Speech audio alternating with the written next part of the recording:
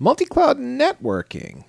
There's a thought, because the idea is you've got workloads in various clouds and you got to plumb them all together probably in some way. And so how would you do that? And there's no one right answer. And a lot of you go, multi-cloud's a myth anyway. My company's all in on AWS or Azure. And so we just got the one cloud. So who cares about multi-cloud, right?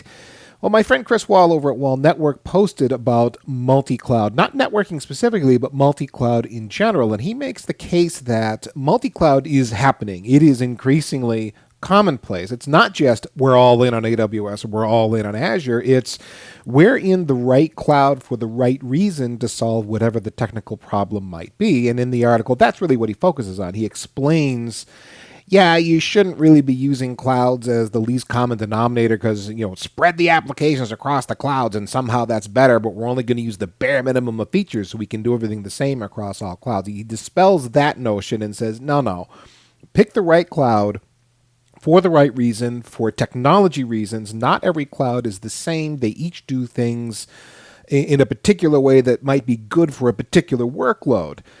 Therefore, you're going to end up with a multi-cloud environment where you are running workloads or taking advantage of different PaaS services, as the case may be. What's that mean if you're a networker? What that means if you're a networker is you need to understand how to network these clouds together. In other words, multi-cloud networking is becoming a reality for you eventually. It's not just going to be about standing up an AWS Direct Connect circuit. It's not just going to be about plumbing some kind of a VPN tunnel or whatever it might be to the one cloud. You're going to need to connect multiple clouds together to your physical premises. And how are you going to do that? And if you know how to do that, that's a skill set worth having, and one that's not going to be particularly common. There's a lot of different approaches to this. There are companies that specialize in creating things like a cloud backbone as a service. A company like Alkira would fit into this. There are companies that make networking, give you a common control plane for your cloud networking. I believe Aviatrix fits into this world. There's the SD-WAN fabric approach, where using your SD-WAN solution like Cisco Viptela or VeloCloud or Silver Peak, or there's a lot of them.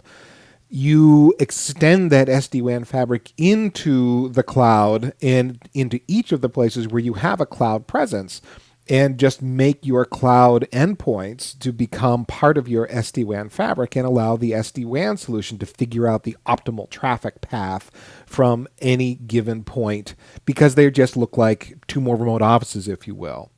The issue here is that all of these different solutions are just that. They are different. They vary from one to another. So it's not like you can walk into any one of these solutions and kind of immediately understand the architecture and exactly how they're working.